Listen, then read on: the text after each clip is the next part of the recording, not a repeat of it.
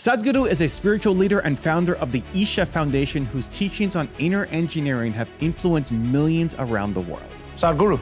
We meet the world's most famous yoga guru. He is a spiritual teacher who's known for challenging how we think about life. He went from a motorcycle-loving young man questioning the nature of existence after a profound spiritual experience in India. I just walked up and sat on a rock. Suddenly I started feeling every cell in my body literally dripping ecstasy. I thought this lasted 15–20 minutes. But when I came back to my normal senses, 4.5 hours had passed. Then I shake my skeptical mind and ask what the hell is happening to me. To speaking at the United Nations, the World Economic Forum, and universities across the globe, becoming one of the most recognized voices on consciousness and human potential. The fundamental seat of your experience is within you. Once your mind, your intelligence turns against you, there is no way out.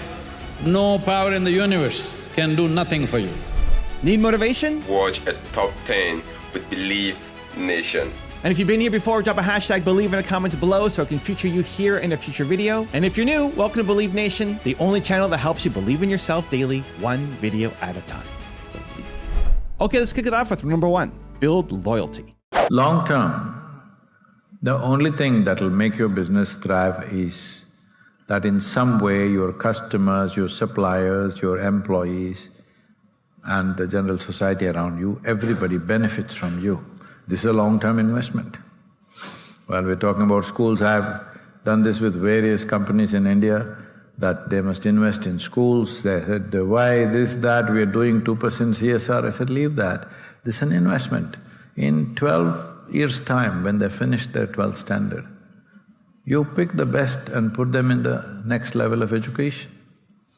The loyalty that you develop with them, you have the best people with you and they have a strong loyalty with you. It's very important. See, we may think just intellect and competence and stuff will do. No, it's very important the key people are loyal to the business. Anybody who's managed a certain size of anything knows without a few absolutely loyal people, you can't really thrive. So, why are you waiting for them to come? Grow them.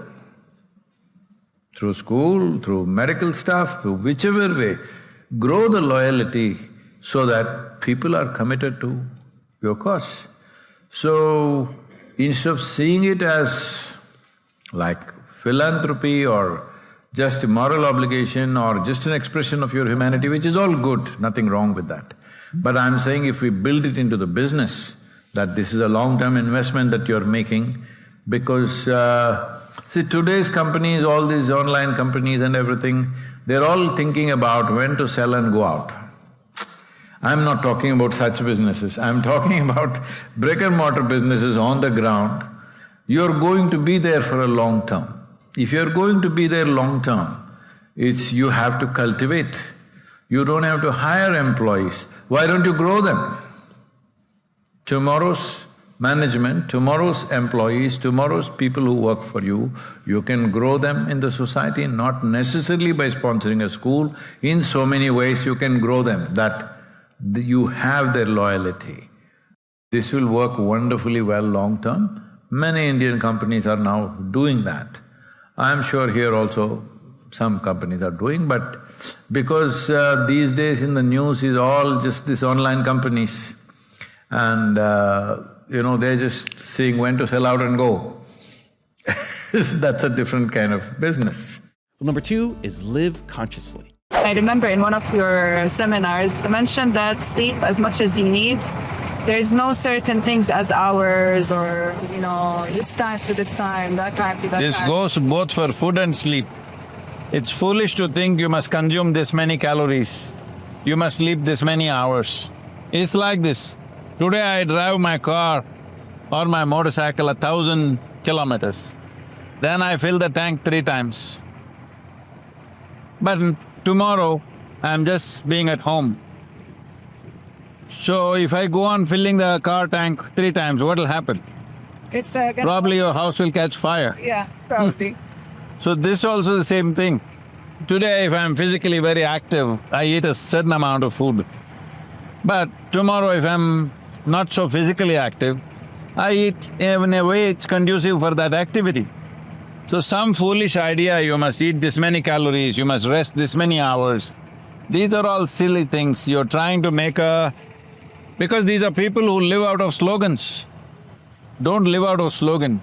Being human means you have the privilege of being conscious. You live consciously. Today you need little more sleep, you sleep. Tomorrow your body doesn't need sleep, it'll wake up. And that even applies for sleeping at night, not during the day or… During the day also you sleep. What do you do in your life? I don't. But I'm asking, like, let's say… So what kind of food do you cook that it puts you to sleep in the day also? It's so good, trust me. Some people, they sleep very late, so most of their sleeping hours are during the sun time. Is this really bad, or there's nothing as bad? See, whether you value life or you value death, that's a question. When I say this, what I'm saying is, see, sleep, when you're asleep, do you know what's happening? Do you exist consciously? No. You're dead. Yeah. For all practical reasons, you're dead. But body is needing that state to recoup, to recover, to repair many things that have happened in the system. So essentially, it's maintenance time. So how much maintenance do you need? What do you drive? Car? What? Porsche. Porsche, whoa. All right, you drive a Porsche. And in how many days in a month does it go for service? Usually every 20 kilometers. Every? 20,000 kilometers. 20,000 kilometers. Probably you don't do that even in a year. I do that. I drive a lot. Where? If you drive very much in Dubai, you will be in the ocean. So what I'm saying is, if your car needs once in 2 months, 1 day of service, all right. But if it needs 10 days of service every month, better to take a train now. Yeah. So right now, your body, all these people are saying, you must sleep for 8 hours a day, which is 1/3. So 1/3 of your life, maintenance. What kind of machine do you have, I'm asking? It's not a Porsche for sure. It's a it's a rundown car. So if you have a good car, it doesn't go for service so often. So why is it going for service so often? We must look at it. Well, number 3 is embrace uncertainty. How do you, really as an enlightened master, think about uncertainty? So you think something is uncertain because your survival instinct is such that you're always trying to create certainty in an uncertain world. So in your mental structure, you have created situations which you think is certainty. When it doesn't go that way, it's uncertain. See, what is new about disease, death, all this stuff? Nothing new, it's been happening all the time. I must tell you this. This about a year and a half ago. He is a great sage in South India. He did a lot of service work all his life from the age of 15, 16. He died at the age of 111. And all the newspapers saying he's died suddenly, sudden death. Just previous day he was giving a talk somewhere, next day suddenly he died. I said, come on, at 111, how do you die suddenly? We must understand the nature of life is such. Next step, we could die. We're not wishing to die, we'll do everything to see that it doesn't happen. But it's possible, isn't it? It's every day happening to 1,000 people or 1,000,000 people. Not necessarily war and famine and stuff, it's just happening, all right? All the time.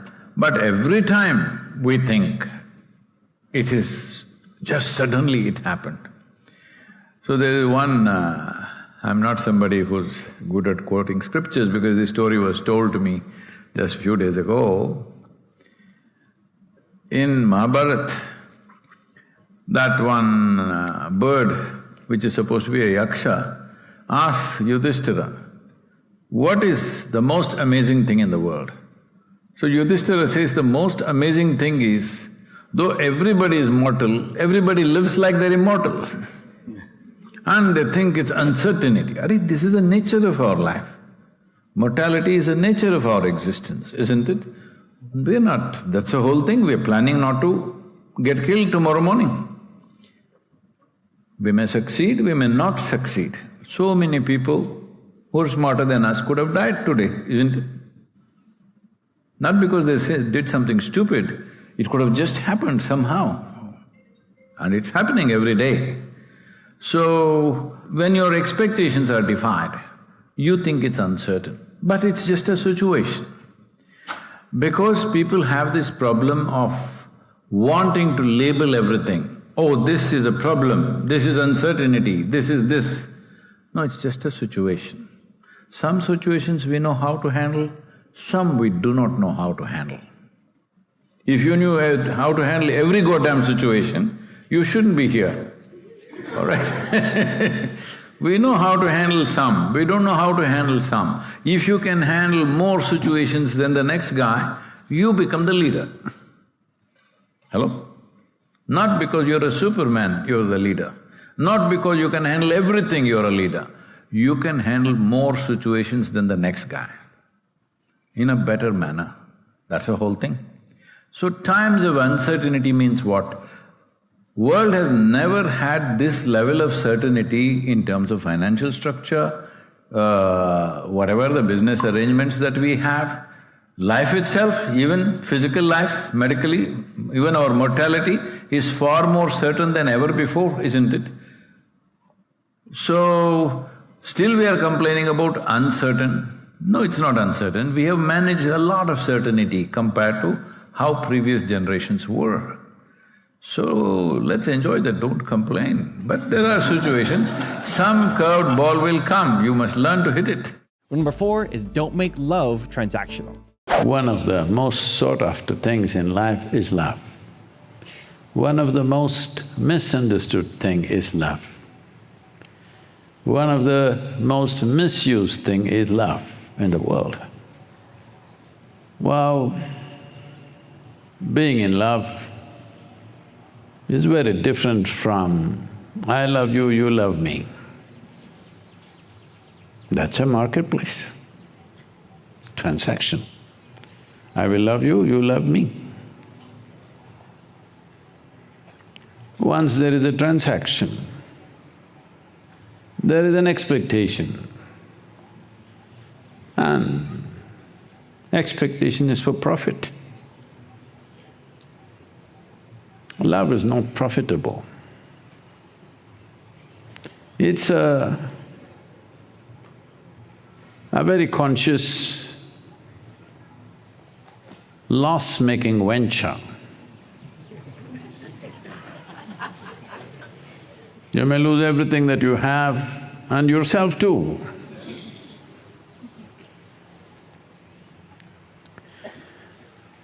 This is for fools who are wise. You know what's the difference between knowledge and wisdom? Knowledge means you act like you know everything, it's like this. You know a tomato is a fruit. You're very proud, you know this, you know this, you know that. But wisdom is not using a tomato in a fruit salad.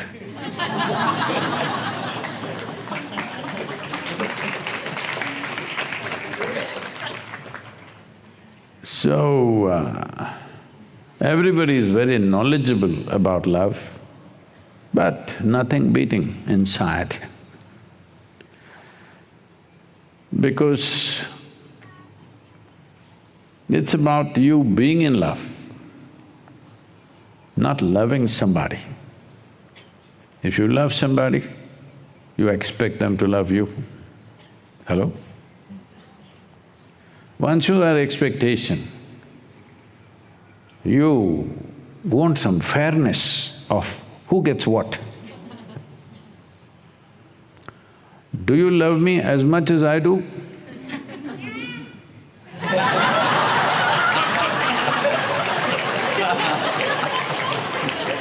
I didn't say I love you.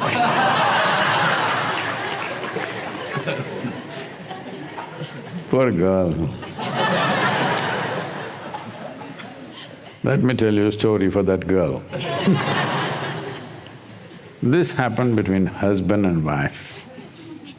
She must listen carefully. Sunday morning, husband very lovingly took out his golf kit, polished each club nicely, took the ball, look, brand new ball, but any flaws, carefully wiped it with a wet tissue and preparing like this.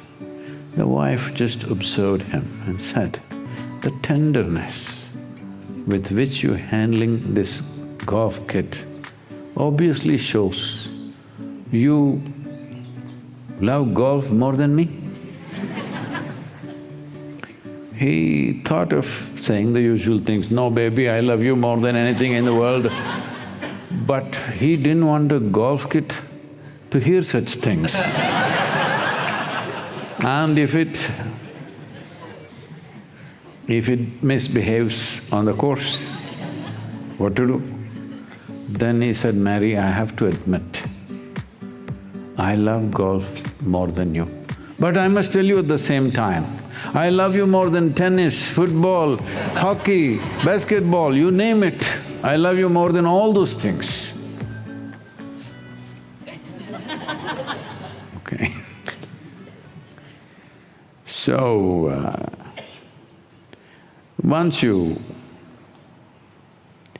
what should be a profound experience of your life? Once you make the transactional, well, you lost something very, very valuable. Right now, everywhere it's going on. We are also 7 minutes meditation, own your day.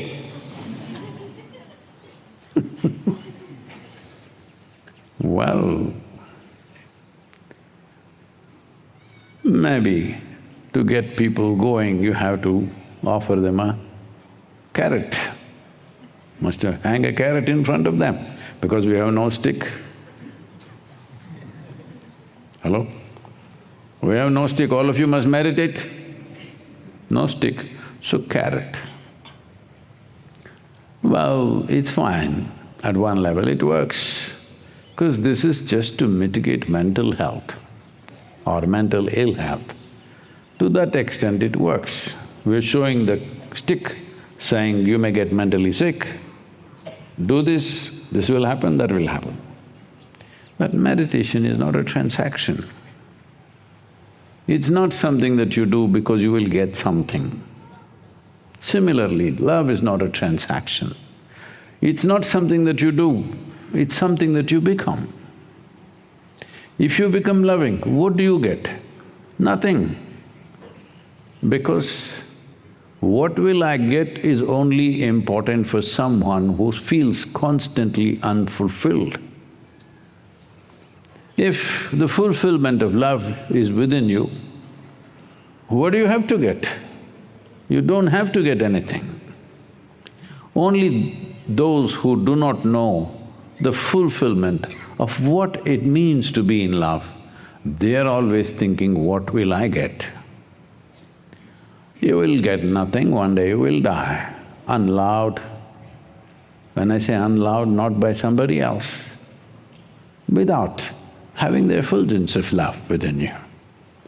Because if you don't invest in turning inward and create the necessary condition that you can touch the core of who you are, if you don't do that, then everything is a transaction. Nothing wrong with the transactions in the marketplace, but there are no transactions here. What is there to give and take? You came with nothing, you'll go with nothing. What is there to give or take? There is nothing which is yours, there is nothing that you can actually possess. It's a psychological ailment that you think actually something or someone belongs to you. Also, if you want to take real action after this video, I made a free worksheet just for you. It covers the top lessons from today, gives you space to write your biggest takeaways, and helps you build a simple action plan. It's 100% free. Just click the link in the description to go grab it. I'll see you there. Rule number 5 is master your mind. What is miracle of mind? Tell me, is your mind a miracle or not? After this conversation, it's 1.5 miracles. The greatest miracle that we know on this planet is human mind, isn't it? Yes. Though people are always trying to come up with something, something. People ask me all kinds, Sadhguru, can you perform a miracle? I tell them, okay, you want a miracle? Say, I'll put my hand in my pocket and pull out a pigeon for you. Miracle enough? Yes, Sadhguru. Okay, I gave you a pigeon, what do you have? You have a bird and I have a shitty pocket. What is the point of this? Right. But I can teach you a miracle, that if you sit here, you are full by your own nature, not because of what you do, not because of what you have. You are complete and blissed out by your own nature. This is the miracle that we need on the planet right now. For this miracle, if you do not understand the miraculous nature of your mind, you will never do this. The only misery manufacturing unit that is there on the planet, is it in Gurgaon? No, it's in your mind. That's the only place where it's manufactured. What is a miracle has become misery, source of misery in most people's lives, because this is what they have done to it. See, right now, like a phone, everybody is carrying a phone these days, and they call it a smartphone. You call somebody smart only if they're smarter than you. Hello? Otherwise, you won't. So if you're calling your phone a smartphone, we know who you are, all right? Now, the smartphone, for me, who grew up when there were no phones like this, and we also, when I was building the foundation, so many hundreds of calls I had to make, it was an ordeal to make calls. Somewhere I am traveling on the highway, then I have once in 15 days or something my phone calling day. I stop, I go to that blue box, metal box with some wire mesh on it. And it's all painted there, STD. No, it doesn't mean sexually transmitted diseases. You know what's STD? Yes. Yes. And the trunk dialing. Yes. I'm from that age, that era. Yes. STD so much, local call this much, international so much, whatever. I have many calls to make. And I never had a phone book.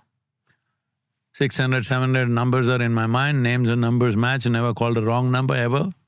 And I know if I go into the booth, I will take 4 or 5 hours to make all these many calls. So first thing I go and give that guy 5,000 rupees.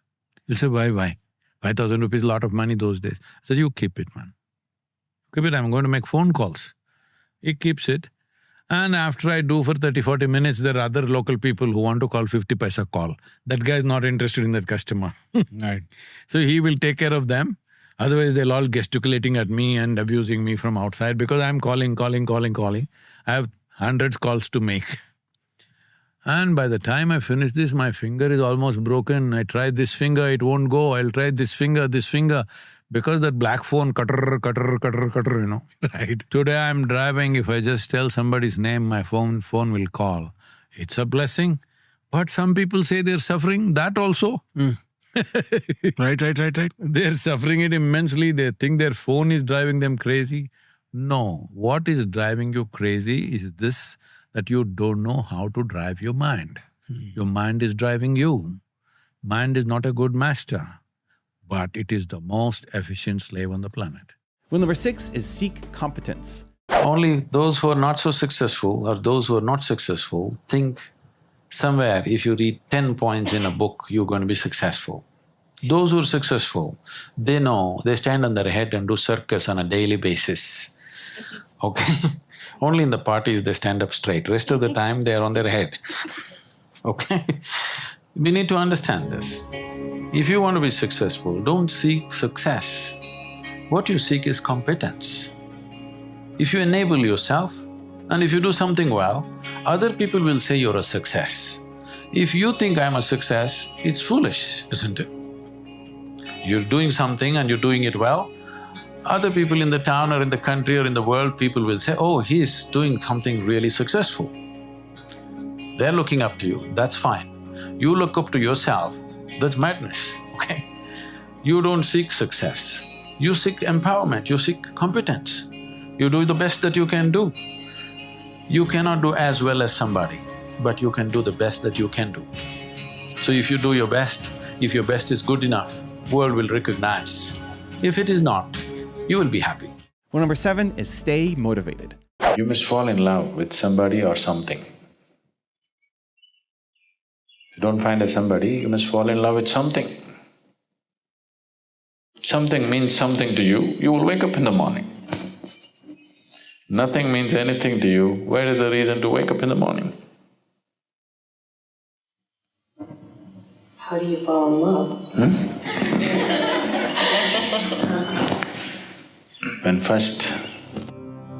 When Shiva wanted to teach yoga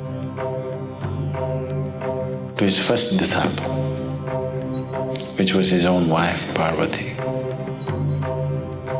she was very eager to learn the way to enlightenment because she saw him as a glorious being and she wants to become like him.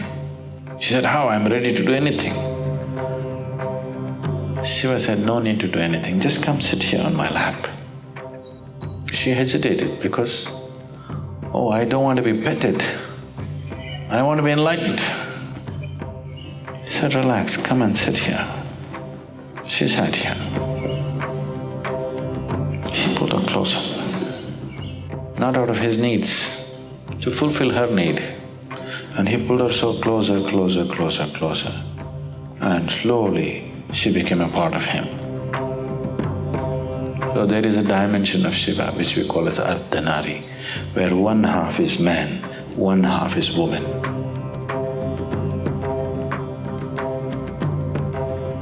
What the imagery is trying to tell you is that it's only by inclusion, it's only by inclusion that life will blossom.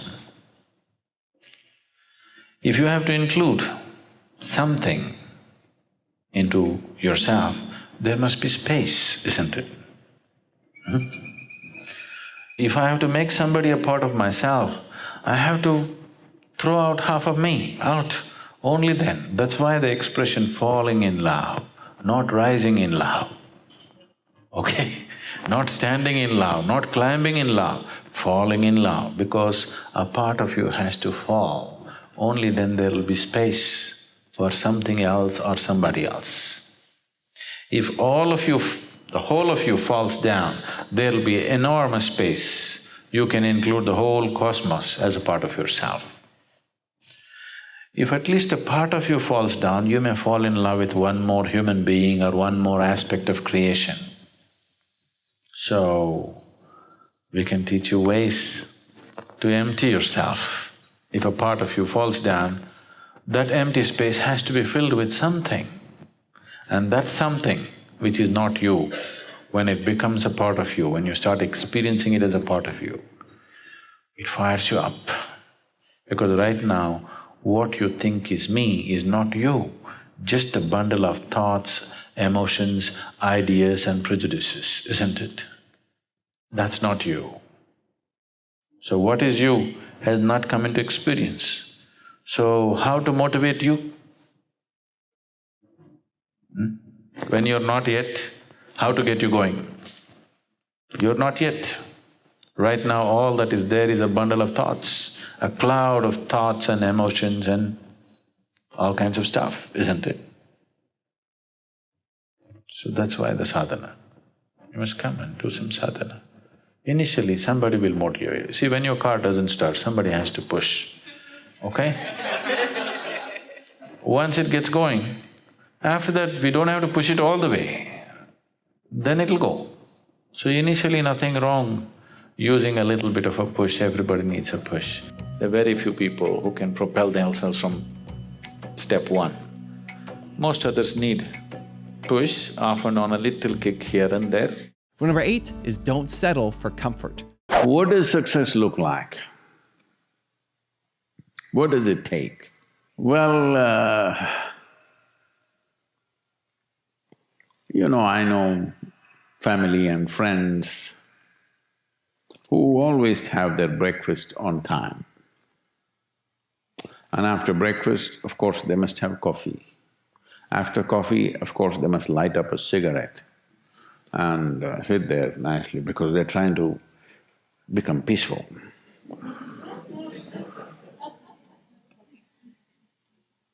And then they will go to work, come back home exactly on time for lunch, eat lunch, rest for 1 or 2 hours, sleep, then evening have one tea and then smoke, and then again go to work. And 8 o'clock, 8:30, they're back home for dinner and then maybe other things, drink and this and that and whatever.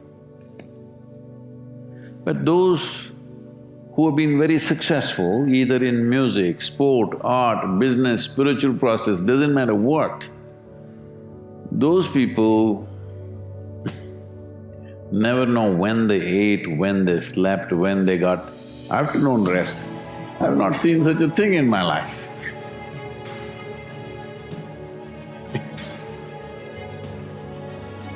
So, those who are committed to being successful with whatever they're doing, one important aspect of their life is they're not settling down wherever it's a bit comfortable. Because comfort will happen when they lower you to in the grave, very comfortable you are, you know. Right now, it's about ensuring that there is profoundness of experience and there is impactfulness of activity. Because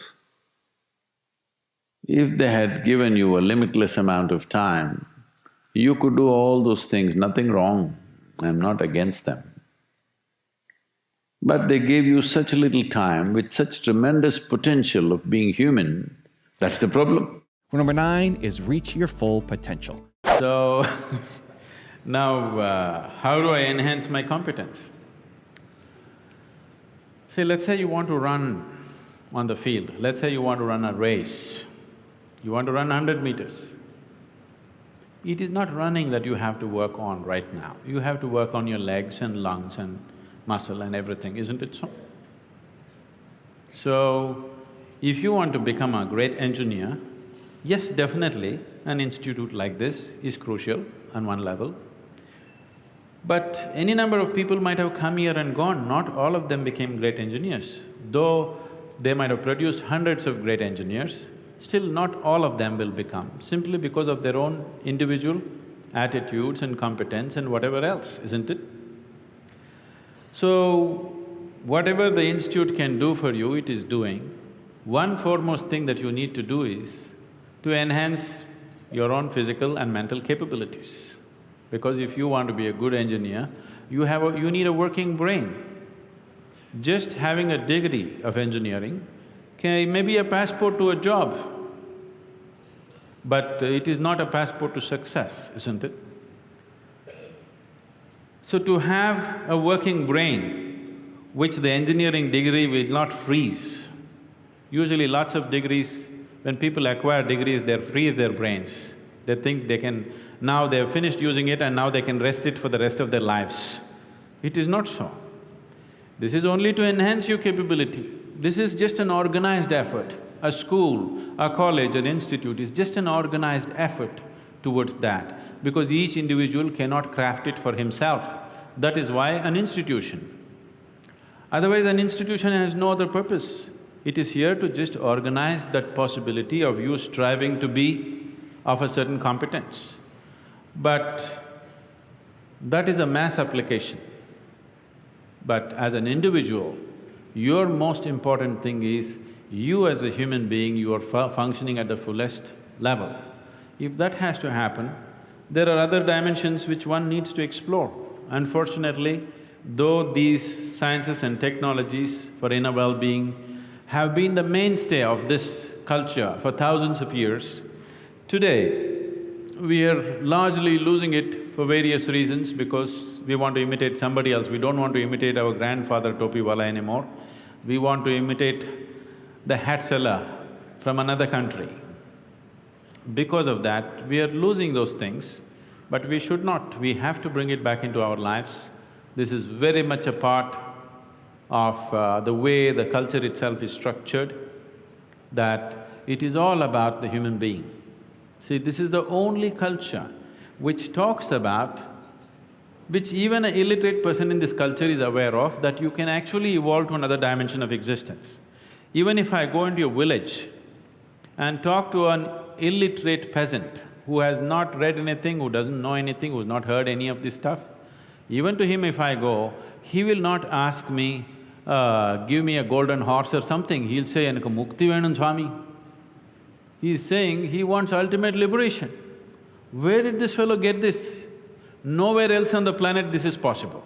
Nowhere else on this planet is it possible that an illiterate person is thinking that he can break his present dimension of existence and go to another place, whatever that place is. So, this was bred into our culture so deep, we should not lose it. It was not just the idea, there are technologies to become free. If you became free from the process of your body and the process of your mind, if you can sit outside of it and work it, you would work it brilliantly, do you understand? You would be able to use this body and use this mind only when you are able to not treat it as myself. These are powerful instruments in your life. These instruments can be employed the way you want it, only when you have an outside access to it. Right now, you are a phenomenal computer, but you don't know where the keyboard is. When you can't think, you scratch this spot, that's not where it is. Do you see people? When they cannot think, they're thinking hard, they scratch here. It doesn't work like that. There are proper steps that one can take. It could be offered here if everybody is willing for that. And remember 10, the last one before your very special bonus clip, is make your life meaningful. If you are very clear that what you're doing is significant for every life around you, other people's opinion means nothing. But I'm saying for 30 years plus, they've been saying the same things. They're not even creative, they're not able to come up with anything new. All right, same things they are saying. But they've not gotten anywhere because they have no substance. There's no substance to anything that they have said. So, it's unfortunate that they are in that state. But what I see is every daily mystic quote is there, daily quote. All these people are just waiting. One thing that they don't understand, suddenly all of them will get together and make the Twitter trend. I'm so glad, because every day they're reading my quotes, even people who are here are not reading. They're reading, okay. I am saying every day carefully they're reading my quote. The day they don't understand, they think I've made a mistake, and boom, they'll go. I'm glad. I have worked in prisons, both in India and United States. I have worked with hardcore criminals who have come for murder, rape, worst possible things that a man can do. For those things they have come. And I've seen significant transformation in their lives simply because of 2 days or 5 days of contact with me. These guys who are continuously following me, I'm very confident one day they will be very transformed. I wish them the best. People think I have knowledge. No, my head is empty. That's why to make it look little substantial, I have a turban. It's totally empty always. But I have clarity. Clarity means what? You see things the way they are. Knowledge means what? You have fixed information about everything. If things have changed, you will not see it the way it is. That's as good as being blind. See, people think owls are blind. It's not true. Their vision is far more sensitive than yours. But because of sunlight, they're blinded because it's too much. When light goes down, he sees very clearly. Not because he's blind, because his eyes are super sensitive. So, it's important that you bring clarity to your life, not knowledge, because knowledge is conclusions that you gather. Knowledge is okay when you're trying to do something physical, material in the world. but not with life. Is it true what you thought was absolute at the age of 12, today is not true? Yes or no? Are you sure that whatever you think is this is it right now, will be this is it in another 3 years' time? Of course not. You know that, so you know you're wrong. Yes or no? Yes. So you know anyway you're wrong, so why assert the wrong things? Well, right now we are wrong, at least let's manage with little more conscious. If you know you're wrong, you will walk carefully, isn't it? Hello? But you think you're absolutely correct, then you will do stupid things and you blunder around the world. If you know you're not seeing properly, will you walk carefully or no? If I ask you to walk through a dark room, suppose we turn off all the lights and close it down, everything, pitch dark, if I ask you to walk, suddenly will you become super alert and conscious as to how you walk? But when the lights are on, you're just going unconsciously, bumping into everybody. So if you learn to walk every moment, like there are no lights and you're looking at everything absolutely carefully, then what you see clearly, you go through it, what you don't see clearly, you hesitate, some places you take a little bit of chance. But if you are just confident, you will blunder through life, we don't know where you will get in and what you will get trapped into. Most people are trapped into their professions, their family situations, their social situations in such a way, they all became like this. Yes, already I'm seeing, not just older people, youth have become like this. What will happen to me at the end of my life? What will happen to me at the end of my life? I already revealed the secret, you will die. But Sadhguru, if this happens, what to do? If that happens, what to do? All those things will happen. It's not that everything will happen in your life the way you like it, things will happen in the way you don't like it. It once happened, Shankaran Pillai got fired from his job simply because he asked a question, smoking or non-smoking? How can you get fired for asking such a simple question? Smoking or non-smoking, he asked, and he got fired. Because what he was supposed to ask was cremation or burial.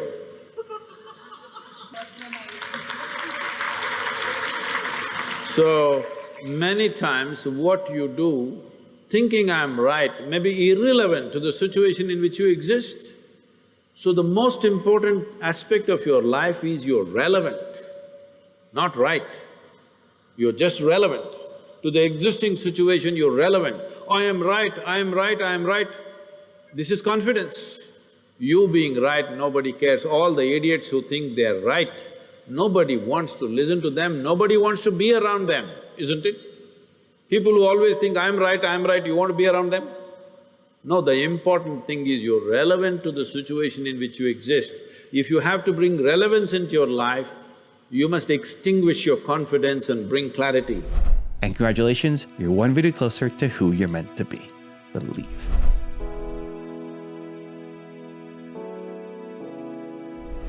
To evolve your relationships and create lifelong peace with Guru Gopal Das, check the video right there next to me. I think you'll love it. Continue to believe, and I'll see you there. He went from quitting his safe, high-paying engineering job at Hewlett-Packard to embracing life as a monk, writing best-selling books, and becoming one of the most sought-after spiritual voices in the world.